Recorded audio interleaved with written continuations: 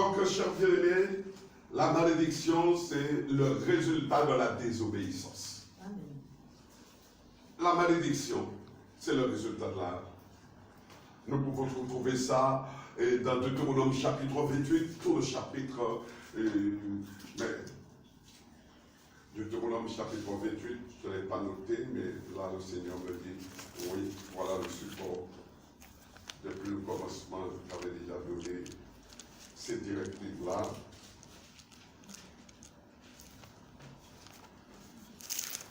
Deutéronome 28, verset 15. Deutéronome 28, Verset 15. verset 15. On va continuer après, on continue. Mais si tu n'obéis point à la voix de l'Éternel, ton Dieu, si tu n'observes pas et ne mets pas en pratique tous ses commandements et toutes ces lois que je te prescris aujourd'hui, voici toutes les malédictions qui viendront sur toi et qui seront ton partage. Amen. Également l'esprit en pleine journée, etc. et toute dépression. Et on dit que ce n'est que maintenant que nous allons voir les choses. Parce que les maladies, l'unité la plus remplie sera la psychiatrie. La psychiatrie. Et si vous voulez voir surtout des chrétiens, c'est en psychiatrie qu'il faut aller voir. Parce que Dieu ne ment pas. Amen. Donc, lisez cela pour comprendre la malédiction, mes bien-aimés. Donc, tout voleur et tous ceux qui font les faux serments seront chassés. Amen. Donc, l'objectif de Dieu, chers bien-aimés, oh Dieu, c'est de nous accompagner jusqu'à l'enlèvement. Alors, très rapidement, je vais vous dire une chose, très rapidement. Cette église, elle a été conçue, bâtie, vraiment par le Saint-Esprit, par le jeûne et la prière. Très tôt, ce n'est pas une organisation, ce n'est pas un homme, et c'est vraiment le Seigneur qui a bâti son église comme lui, il voulait.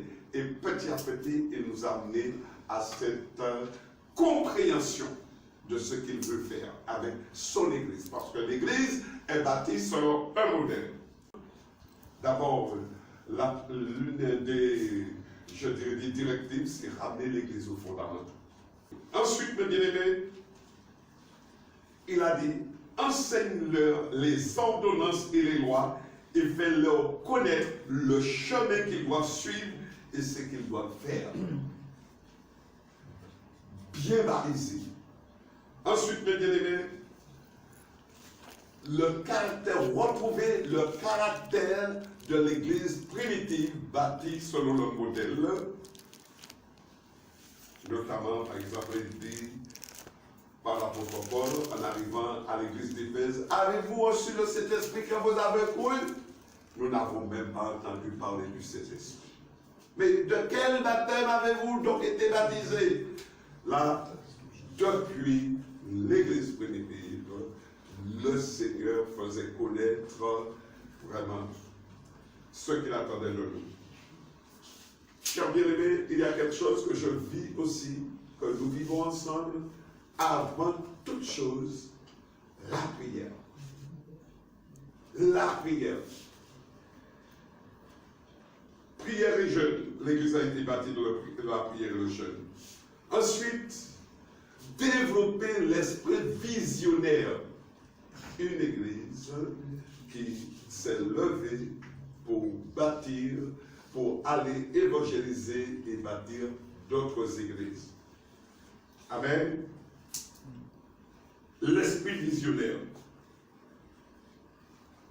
Ensuite, chers bien-aimés, une chose importante, c'est ce que nous sommes en train de vivre, la plus difficile peut-être, placer sa confiance en l'Éternel. placer sa confiance dans croire, mes bien-aimés, parce que ça va. L'Église, je dirais, n'aura plus, si vous voulez, ces repères que l'on trouve dans les autres églises. C'est le Saint-Esprit qui va accompagner, mais il faut vraiment lui faire confiance.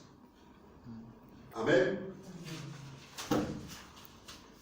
Voilà. Aujourd'hui, le temps de la grâce arrive à son terme.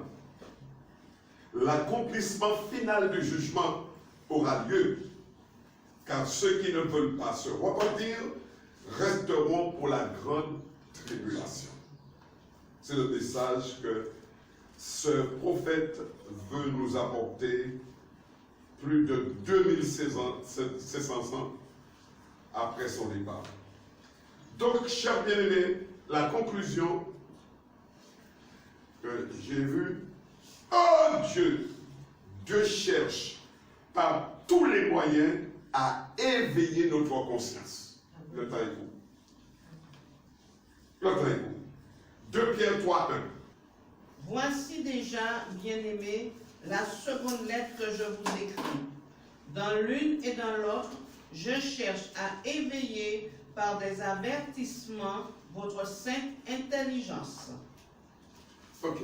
Chers bien-aimés, le Seigneur se pose la question et il se dit, parce qu'il ne connaît pas. Il connaît tout, mais en même temps, il ne sait pas, il ne connaît pas notre réaction. Et c'est pourquoi il se dit, après une telle prophétie, après une telle révélation, est-ce que réellement mon peuple va se lever pour pouvoir faire une action?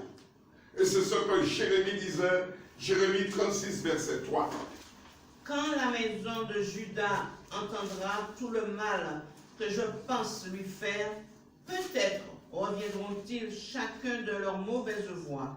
Alors je pardonnerai leur iniquité et leur péché. Amen.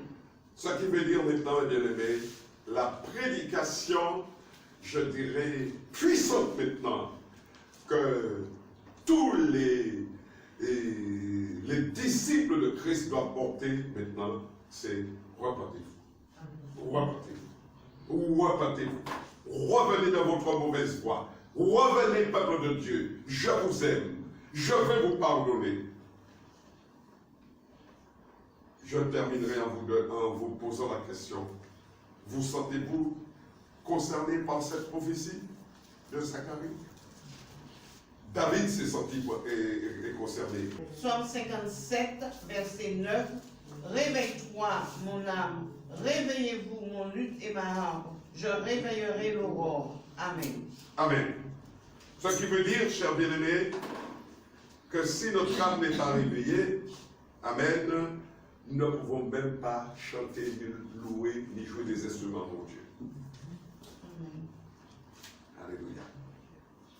Parce que nous sommes vraiment, je dirais, à côté de la plaque.